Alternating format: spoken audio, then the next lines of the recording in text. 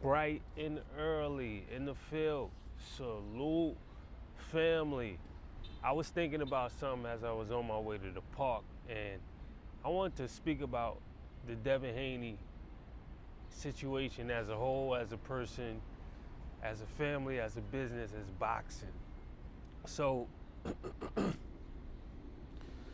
Devin Haney has accomplished a lot in his career, from the beginning to where he is now. He doesn't get a lot of credit for a lot of things that he's doing, but he's been very successful, i.e., starting from the age of 15, going to Mexico, getting those fights, and having a promotional company since the early ages. Devin Haney is not one of his counterparts that had to struggle in life. His dad made some decisions early in his life to make sure that Devin Haney was well off. And by what I mean by well off is the purse bid started between Haney and Keyshawn.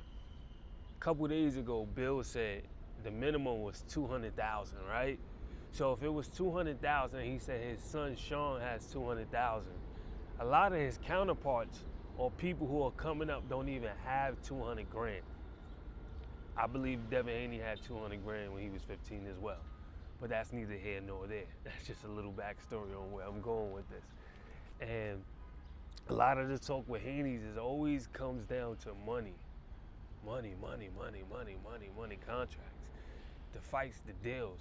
Let's look at a style like Devin Haney's, right? And let's look at fights that was supposed to be negotiated or things of that nature. And we'll see where this goes or where this lies. So Devin Haney was supposed to fight Rolly Romero.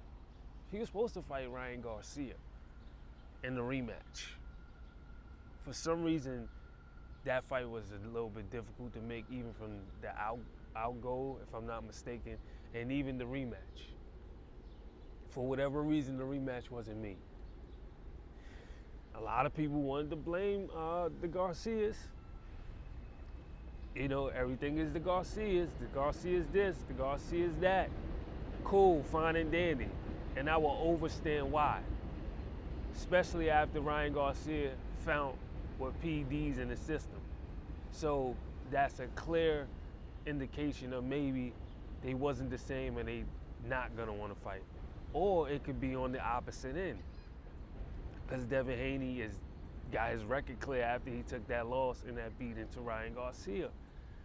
So that fight fell through. Then he was in talks to possibly fight Rolly Romero. For whatever reason, that fight fell through. Did it look like Haney, or should I say Romero, ducked the fight? To a lot of the people on Instagram and the social media networks, YouTube specifically, of course that narrative was pushed that Haney and Rolly Romero fight, it fell out based off of Romero overpricing himself. And that's the narrative that was pushed, that Romero overpriced himself. And this is the kind of stuff that I hate speaking about. I really hate speaking about, but it's come to my attention that this is what the people want to hear. So we just gonna keep on pushing forward. Then you have Haney and Shakur. That situation fell through. Now we got Haney and Davis.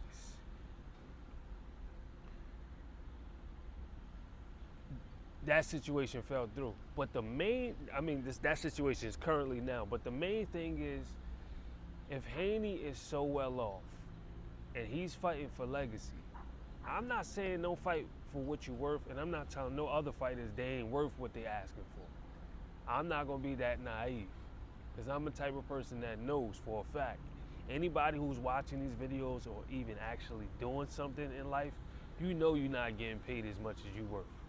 So the pricing yourself out and things of that nature, is that a real thing? I guess in boxing terms, but in life, you ain't never pricing yourself out, because money being printed every day. And that's for the small mindset of people to be like, yeah, you're pricing yourself out. These guys ain't worth that. A guy who getting punched in the head, in the face, yeah, he ain't worth millions of dollars just because he just started out. He ain't worth millions of dollars. But since you've been doing it for 5 to 10 years and you built yourself up, now you're worth millions of dollars. I'm gonna digress on that point. So as I digress and I bring it full circle, let's bring it back to the initial reason why I actually even wanted to make this video was the style-wise, right? So Haney claimed that he was looking to fight Boots at 147 and Boots wanted to move up. And then this talks about Boots not taking the fight with Devin Haney. Like Devin Haney is a fighter, or his style is actually something to be scared of. With all due respect, I respect all fighters, but Devin Haney's style is not a style that people are scared of.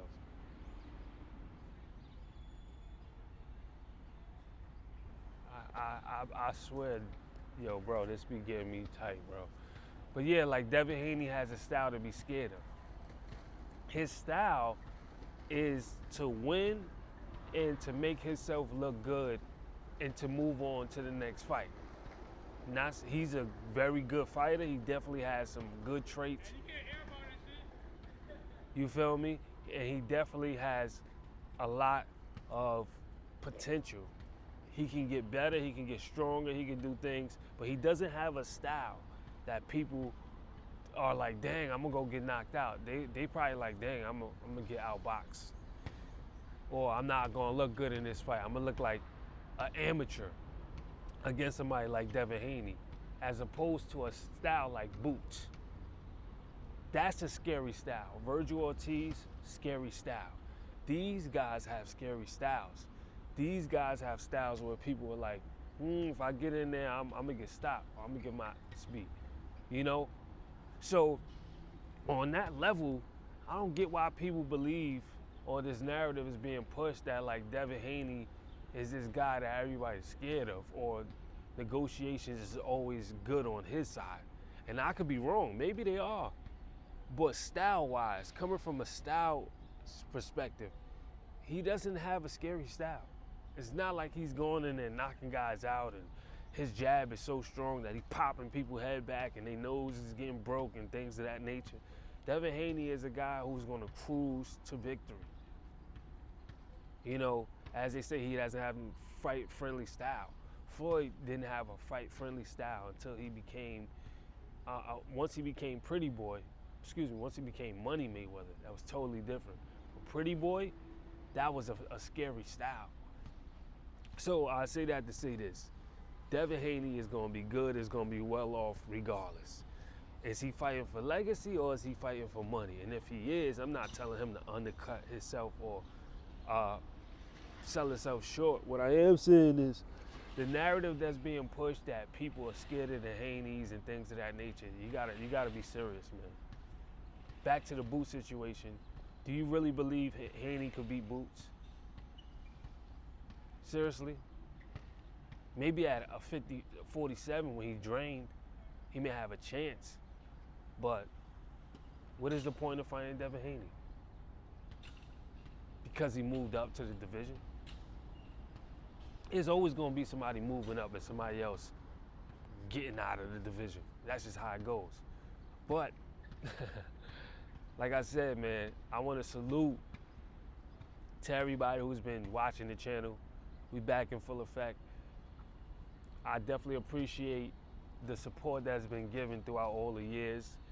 And let's just be real at times. You know, I know there's this split, this, oh my gosh, I'm rooting for this guy, so I don't gotta like this guy. I don't know where that came from in life, but you know, the internet is cool. It's the coolest place in the world, I guess. And people feel like I have to take this person's side over this side and not looking at the main thing, which is boxing as a whole. So once and for all, for me, Devin Haney, he definitely is one of the guys who running the boxing game right now. He's in a division where it's starting to cook up and heat up. And y'all let me know what y'all think in the comment section below. Anything that I missed that I added, Oh, someone else spoke about this too. Devin Haney never mentioned Richardson Hitchens as an opponent. I believe, I don't think they see any value in that fight based off the styles, based off of how the public won't really be interested in that fight. It's just two boxers, unless they're going to meet in the center and bang. Neither guy really takes chances in there. Both guys looking to win, first things first, and come home. They're not looking to exchange and trade and get hit and really slug it out. Unless it cools down, unless the ring is literally 5x5x5 and you can't move. But other than that, that fight is not really something that the public really wants to see. But y'all let me know in the comment section below. Everything is still a sport, so where's my sportsmanship award? And just like that, famous is gone.